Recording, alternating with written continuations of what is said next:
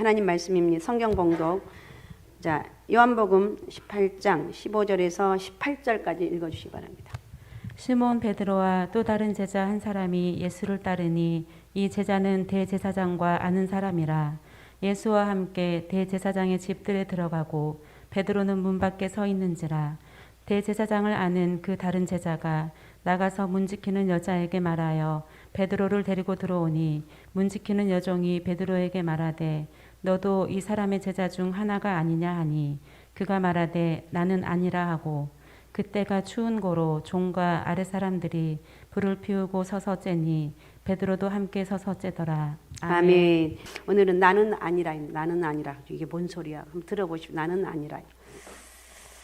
지금 사순절 5번째 주일입니다. 오늘 본문은 나는 아니라 베드로의 고백이, 나는 아니라는 말은 베드로의 고백입니다. 연습을 실전같이라는 말이 있습니다. 연습을 실전같이. 평소에 연습을 철저하게 하면 실제 상황에서도 잘 대처할 수가 있습니다. 여러분 특별 새벽기도에 21일 동안 하는 게 만만치 않아요. 어떤 사람은 죽을 지경이라고. 죽고 싶은데 안 죽는다고. 안 나올 수도 없고. 안 나오면 더 그냥 찝찝하고. 나오면 힘들고. 그래도 나와서 기도하는 거예요. 기도하다 보면 그 특세가 끝나면 그 영적으로 확 성장하신 분들이 있어요. 어쨌든 어떤 상황 가운데서도 기도하며 하나님 은혜 안에서 어려움도 이기고 고난도 이기고 잘 되면 그냥 감사한 것이고 모든 것이 하나님의 은혜입니다. 신앙생활은 말씀과 기도를 통한 경건의 훈련을 잘하고 있으면 어떤 상황에서도 믿음의 배인 행동을 할 수가 있어. 예를 들면 기름을 충분히 준비한 슬기로운 5 자녀 처녀들처럼 언제 신랑이 올지라도 기꺼이 맞이할 수가 있습니다. 방금 읽은 본문에서도 비슷한 일이 벌어지고 있는데 본문에는 2가지 종류의 재판이 벌어지고 있습니다. 한쪽에서는 예수님을 필요로 하는 종교 재판이 벌어지고 다른 한쪽에서는 베드로를 필요로 하는 인민 재판이 벌어집니다.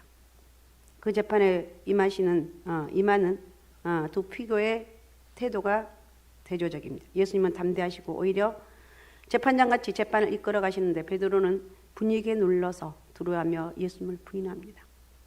요한복음에 예수님께 나는 뭐뭐이다 이렇게 굉장히 말씀하신 장면이 많이 나옵니다. 당당한 모습이죠.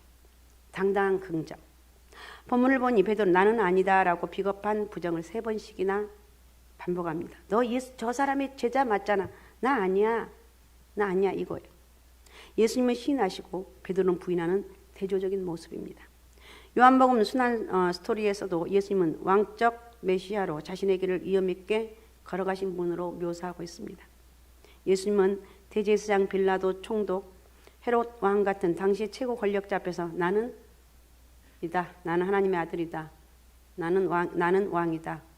나를 통해서 구원을 얻는다. 당당히 얘기한 거예요. 그러나 베드로는 아무 권세도 없는 문 지키는 여자 앞에서 나 아니야 이렇게 말해요. 죽인다고 위협하는 상황도 아닌데 신앙생활을 하다 보면 상황에 압도되어서 우리의 의지와 상관없이 행동할 때가 있습니다. 어떻게 하면 주님이 원하시는 제자가 되어서 예수님을 따라갈 수 있는지 오늘 우리가 말씀을 통해서 한번 살펴보고 어떻게 하면 누가 이겨나갈 수 있는가 이런 영적인 걸 생각해보는 시간이 되었으면 좋겠습니다. 베드로는 15절부터 18절까지 예수님을 부인합니다. 다른 제자들은 모두 흩어졌지만 두 제자는 그래도 용기를 내서 예수님의 뒤를 따라갑니다. 따르다는 동사가 제자를 규정하는 단어임을 고려할 때 두 사람이 예수님 신문단 받으시는 곳까지 따라갔다는 이야기인데 제자로서의 행동하고 있는 모습을 보여주고 있습니다. 베드로와 함께 대제사장의 집까지 따라간 다른 제자 한 사람은 이름이 밝혀지지 않고 단지 대제사장과 아는 사람이라고 설명합니다. 복음서 가운데 요한복음에서만 그때가 추운 고로 숯불을 피우고라는 표현을 사용하면서 목격자만이 알 수 있는 구체적인 정황을 묘사하고 있습니다.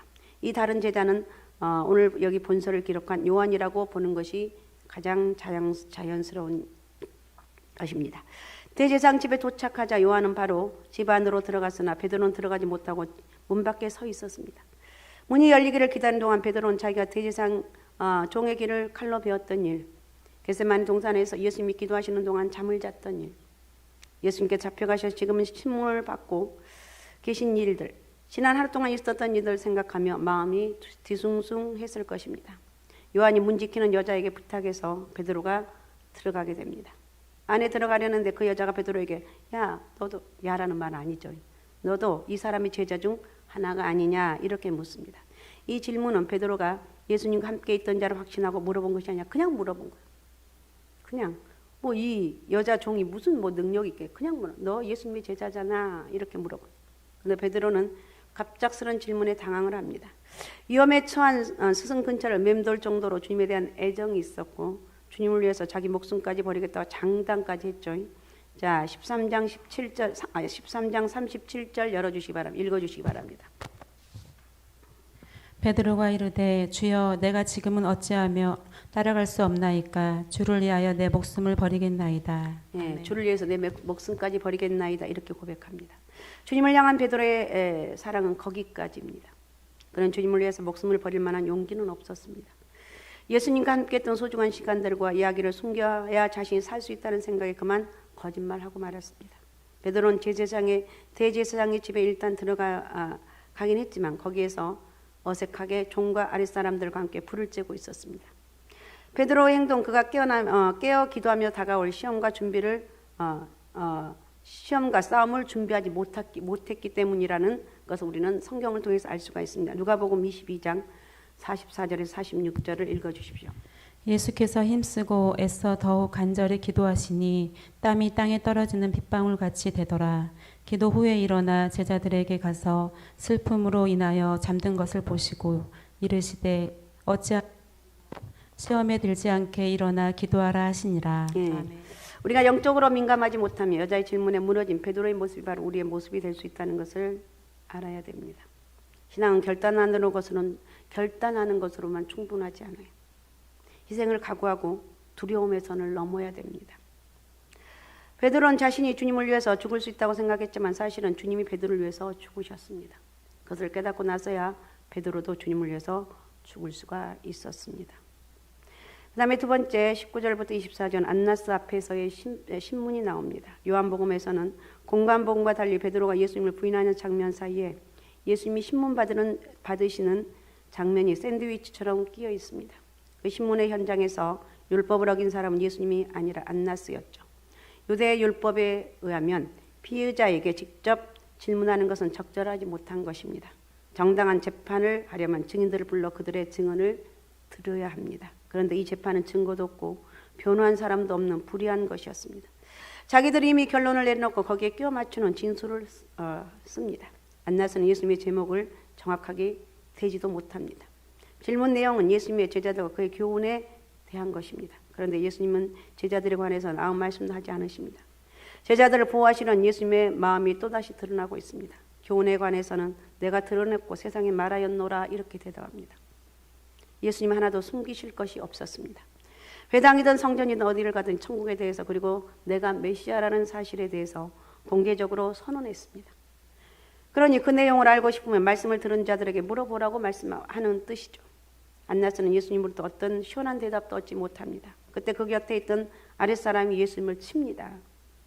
그런 예수님이 대제사장에게 대답하는 것이 마음에 들지 않았기 때문입니다. 그랬더니 예수님은 자신이 잘못한 것이었고 바른 말을 했을 뿐인데 왜 나를 치느냐고 반문까지 합니다. 그런 예수님의 위험 있는 태도 앞에서 아무 말도 하지 못합니다. 신문 과정에서 대제사장이나 그의 아랫사람이 아닌 예수님의 모든 상황을 주도하고 있습니다. 안나스는 아무런 잘못이 없는 예수님을 결박한 그대로 가야박에 보냅니다.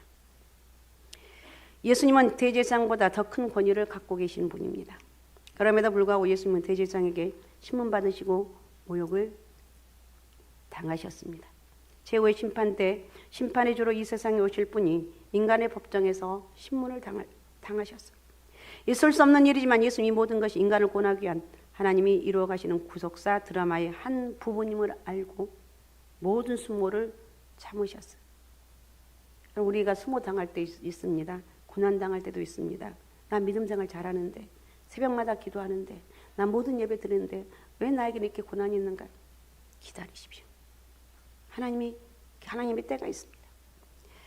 자, 이렇게 하면서 이제 베드로의 계속된 부인이 25절부터 27절까지 나오는데, 베드로가 제사장 종과 아랫사람도 함께 서서 불을 쬐고 있을 때 몹시 불안했을 거예요. 그죠? 그때 같이 불을 쬐던 사람들이 베드로에게 너도 그 제자 중 하나가 아니냐? 너 제자잖아? 이렇게 묻습니다. 베드로 나는 아니다. 이렇게 하면 다시 한번 예수님과의 관계를 부인합니다. 베드로가 예수님을 두 번째로 부인한 것과 세 번째로 부인한 것 사이에 약간의 시간적 간격이 있는데, 마태와 마가는 조금 후에라고 기록했고 누가는 1시쯤 있다가라고 기록합니다.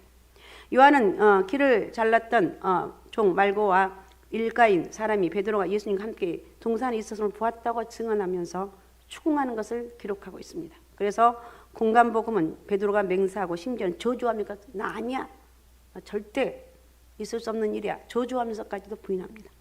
예수님을 세 번째로 부인할 때 다구는 소리가 들렸습니다. 요한복음 18장 27절입니다. 이에 베드로가 또 부인하니 곧 닭이 울더라. 아멘. 아멘. 새벽을 알리는 닭 우는 소리는 육신의 잠을 깨우지만 베드로가 주님을 부인하던 밤에는 그의 잠든 영혼을 깨우는 잠용종이었습니다. 하나님은 실족한 제자를 회복시키기 위해서 닭까지 동원하셨습니다. 이미 베드로는 남은 생애 동안 닭 우는 소리를 들을 때마다 자신의 부끄러운 허물을 기억하면서 주님을 생각했을 것입니다. 그죠? 오늘날도 마찬가지. 주님 우리의 삶의 현장에서 다양한 소재를 이용해서 우리의 영혼을 깊은 잠에 깨웁니다. 야, 특세 올라와. 특세. 우리 안경의 권사님 전도하신 분 오늘 오셨죠. 우리 박시호 우리 성도님이. 사실은 교회를 옛날에 다니셨대. 우리 권사님이 어제 신바람 나 전화해서 내가 전도했어요. 그래가지고 얼마나 제일 기분 좋은 게 전도할 때예요. 전도하고 난 그 기쁨은 말로 할 수가 없어요. 내가 전도했다고. 그렇게 밝은 내가 목소리는 처음 들어본 것 같아요. 아이고 잘하셨어요. 오늘 올라오셨고 내일 간다고 그랬어요. 내가 내일 모시고 갈게요. 그렇게 하십시오. 야, 길거리에서 우연히 예수 믿으라고 교회 왔다 갔다 하면서, 저분은 교회에서 늘 기도 많이 합니다. 기도 진짜 많이 하셔요. 아침, 점심, 저녁으로 올라와서 시간 되면 기도해요. 근데 길거리에 가면서 이렇게 예수 믿으라고 했더니 저분이 딱 걸린 거예요. 낚싯밥에 딱 걸렸어요. 잘 걸리셨어요. 어떻든 베드로의 영혼의 눈과 귀를 하나님이 이 순간에 다구는 소리로 열었습니다. 일생일대 돌이킬 수 없는 실수를 한 베드로, 주님을 저주하고 맹세하고 결단코 모른다고 부인했던 베드로. 누가복음에 보면 그 부인하던 예수님과 부인하던 그때 예수님과 눈이 마주칩니다. 예수님 그저 쳐다볼 뿐이에요. 그러나 베드로는 그 주님의 시선을 일생 동안 잊을 수 없었을 거라는 거예요. 지난밤에 목숨을 바쳐 주님을 따르겠다고 고언했던 베드로가 13장 37절을 읽어주시기 바랍니다. 베드로가 이르되 주여 내가 지금은 어찌하여 따라갈 수 없나이까. 주를 위하여 내 목숨을 버리겠나이다. 네, 목숨도 버리겠습니다. 그러나 예수님의 예고대로 38절. 예수께서 대답하시되 내가 나를 위하여 내 목숨을 버리겠느냐. 내가 진실로 진실로 내게 이르노니 닭 울기 전에 내가 3번 나를 부인하리라. 아멘. 다음 날 새벽에 되기도 전에 예수님을 3번이나 부인하였습니다. 하루 밤사이에 부인했어요. 요한복음에는 베드로가 통곡하고 회개하는 장면이 나오지 않습니다. 그런데 공간복음에는 베드로가 닭 울음소리를 듣고 밖으로 나갔고 부끄러움과 슬픔에 잠겨 심히 통곡했다고 말하고 있습니다. 마가복음 14장 72절을 읽어주시기 바랍니다. 닭이 곧 2번째 울더라. 이에 베드로가 예수께서 자기에게 하신 말씀 곧 닭이 2번 울기 전에 내가 3번 나를 부인하리라 하심이 기억되어 그 일을 생각하고 울었더라. 아멘. 네, 아멘. 자, 누가복음 22장 62절입니다. 밖에 나가서 심히 통곡하니라. 밖에 나가서 심히 통곡하니라 그랬어요. 베드로는 주님 앞에 모든 것을 내려놓으며 회개했습니다. 그 결과 쓰라린 실패를 용서받고 위대한 사도가 될 수가 있었습니다. 우리 예수 믿는 사람들 가운데 최고의 능력이란 난 이미 예수 그리스도를 영접했기 때문에 천국 갈 수 있어. 맞는 소리예요. 내가 삶의 순간순간마다 얼마나 많은 죄를 져요. 그걸 깨닫고 회개할 수 있는 게 엄청난 능력이에요. 그래서 베드로가 회개하면서 하나님의 위대한 사도가 될 수가 있었습니다. 예수님의 제자는 자기를 부인하고 자기 십자가를 져야 하는데 베드로는 도리어 예수님을 부인하고 예수님 하여금 십자가를 지게 했다는 것입니다. 자, 그러면 오늘 지금 사순절을 지나고 있는데 고난 앞에 선 우리의 자세, 내가 고난이 오면 나는 어떻게 살 것인가, 이걸 한번 생각해 보자는 것입니다. 예측할 수 없이 그리고 피할 수 없이 파도와 같이 밀려오는 다양한 시험 앞에서 어떻게 하면 예수님처럼 시험이 올지라도 담대하게 설 수가 있을 것인가? 어떻게 하면 가능한가요? 어떻게 하면 그 시험을 이겨나갈 수가 있는가요? 이렇게 하는 것. 고난 앞에선 우리의 자세, 첫 번째, 자신을 의지하지 말아라. 그동안 베드로의 행적을 추적해보면 그가 예수님을 부인한 사건이 단순히 우발적인 것이라기보다는 지금까지 그렇게까지 할 수밖에 없는 이유가 있었음을 알 수 있습니다. 먼저 베드로는 주님과 함께 죽을지언정 자기는 절대로 주님을 부인하지 않겠다고 장담하며 자신을 의지합니다. 두 번째로 예수님은 베드로에게 시험에 들지 않게 깨어 기도하라고 미리 말씀해 주셨음에도 불구하고 깊은 잠에 빠져서 기도하지 못했습니다. 예수님을 따르는 데 있어서 아무런 적이도 없었습니다. 아무도 베드로와 같은 실수를 범하지 않는다고 여러분 장담할 수가 없습니다. 우리의 모습입니다. 베드로의 모습이 내 모습이라는 거예요. 입술로는 예수님에 대한 신앙은 고백하면서 삶으로는 하나님의 자녀다운 예수님의 제자다운 모습을 보이지 않고 있다는 것입니다. 주일에 한 번 와서 예배드리는 것으로 하나님에 대한 의무를 다했다고 생각하지는 않습니까? 나에게는 굉장히 관대하면서 하나님 일에는 우리는 인색합니다. 베드로도 머리로는 죽기까지 예수님과 함께 하고 싶었을 것입니다. 그러나 그런 결심만으로는 예수님 온전히 신할 수가 없었습니다. 더욱이 마음은 원하지만 육신이 약하기 때문에 베드로가 3번 부인한 후 닭이 온 것은 예수님을 위해서 목숨을 버리겠다는 베드로의 장담이 실패했고 예수님의 예언이 성취되었음을 알리는 증거입니다. 또한 철저하게 실패한 자신의 모습을 돌아보게 하는 계기가 되었습니다. 우리의 의지로는 우리의 믿음을 이길 수 없습니다. 우리의 약한 믿음을 붙들어 주시는 주님을 바라보라는 것입니다. 제가 늘 새벽 예배 때마다 강조하는 게 우리는 주님을 바라봐야 된다. 주님이 나와 함께 하신다. 이 사실을 잊지 마십시오. 주님이 나와 함께 한다는 이 사실을 난 주님 손에 안에 있습니다. 하나님 나를 붙잡고 있습니다. 이렇게 하는 거예요. 그 다음에 두 번째 주님을 의지하라는 거예요. 예수님을 부인한 건 사실 주님을 배신한 것입니다. 배신은 하나님의 마음을 가장 아프게 하는 것입니다. 인간은 원래 배신을 모르도록 창조되었지만 사단으로 말미암아 하나님을 배신하게 되었습니다. 인간의 마음과 결심은 약합니다. 주님의 능력으로 살 때만 우리는 온전히 설 수가 있습니다. 베드로가 시험에 들었으나 그래도 회복된 것은 주님의 기도가 있었기 때문이다 이렇게 말하고 있거든요. 자, 누가복음 22장 31절에서 32절을 읽어주십시오. 시몬아 시몬아 보라 사탄이 너희를 밀가부르듯 하려고 요구하였으나 그러나 내가 너를 위하여 내 믿음이 떨어지지 않기를 기도하였노니 너는 돌이킨 후에 내 형제를 굳게 하라. 아멘. 예. 내 믿음이 떨어지지 않기 위해서 내가 기도했다. 너는 돌이킨 후에 회개한 후에 내 형제를 굳게 해라. 시험에 들지 않게 기도하라는 주님 말씀에 순종하여 우리는 기도해야 됩니다. 또한 닭이 우는 소리를 듣고 베드로는 오늘 밤 닭 울기 전에 내가 3번 나를 부인하려는 말씀이 생각났습니다. 그 말씀이 한마디 어김도 없이 정확하게 이루어진 것을 깨닫게 됩니다. 이번 특별 새벽기도 여러분 참석하신 분들 잘하신 거예요. 주님의 은혜가 여러분 정말 나는 주님 없이는 살 수 없어. 나는 하나님 은혜로 살아갑니다. 주님이 나와 함께 하십니다. 이런 믿음이 여러분에게 있으시기 바라고.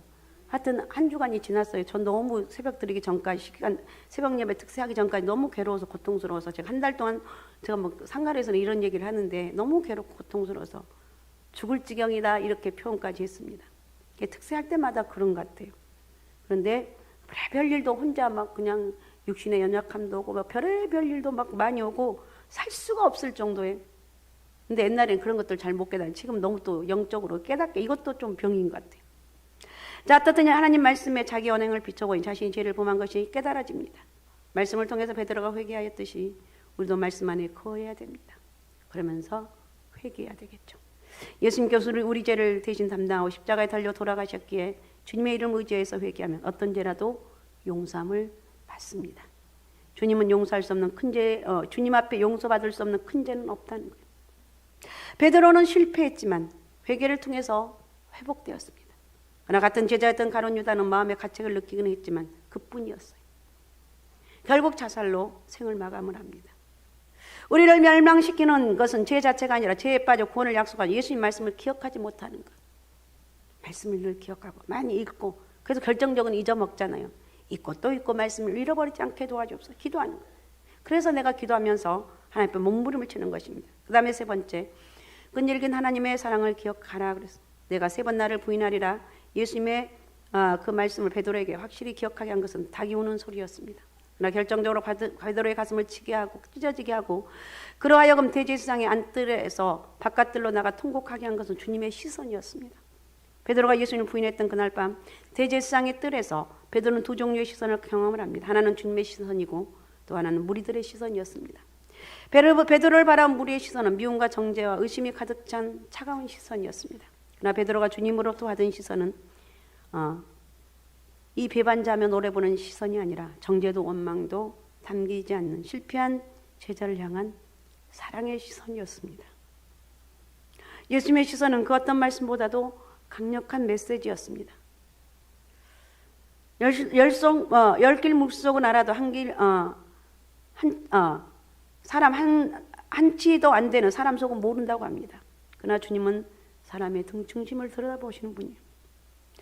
주님은 단순히 곁에 드러난 인간의 언행만을 보시고 판단의 기준을 삼지 않으십니다. 만일 그렇다면 베드로는 그 자리에서 끝났을 것입니다. 그러나 주님은 언제나 제자들의 고난의 순간을 깊이 이해와 동정의 눈길로 바라보셨습니다. 죄 때문에 자초에서 겪는 고난일지라도 여전히 자비의 눈길로 우리를 바라보고 있습니다. 원수들은 우리들을 노려보고 오늘 우리의 부족한 모습을 손가락질합니다. 그러나 주님은 초라한 오늘의 내 모습 속에서 다시 신실했던 과거의 모습을 기억합니다. 겨자씨만한 믿음으로 행했던 것까지 기억해. 야, 너 과거 이렇게 했었잖아. 일어설 수 있어. 너는 할 수 있어. 이렇게 주님의 음성을 들려주신다는 것. 그리고 회개하고 변화되어서 주님을 위하여 살아갈 미래의 모습을 그려보고 있다는 것입니다. 베드로는 주님의 제자로서 떨어질 수 있는 밑바닥까지 떨어졌지만 주님 베드로를 포기하지 않았습니다. 이것이 바로 우리의 부족하고 연약함에도 불구하고 우리를 포기하지 않으시는 하나님의 끈질긴 사랑입니다. 이것이 십자가의 사랑과 능력입니다. 주님, 우리 깊은 영혼 속에 드리운 주님께 대한 우리의 사랑을 꽃피우기를 원하는 것. 주님의 시선은 회복의 시선이라는 것. 우리의 과거와 현재가 아무리 떳떳하지 못해도 주님은 화해와 용서의 시선 우리를 계속 바랍니다. 나 옛날에 이런 죄를 잊어버리라는 거예요. 회개했으면 잊어버리는 거예요. 그 죄가 여러분 발목을 붙잡으면 안 돼요. 베드로는 예수님을 부인했지만 예수님은 베드로를 부인하지 않았습니다. 베드로는 실패했지만 주님은 베드로를 회복시키셨습니다.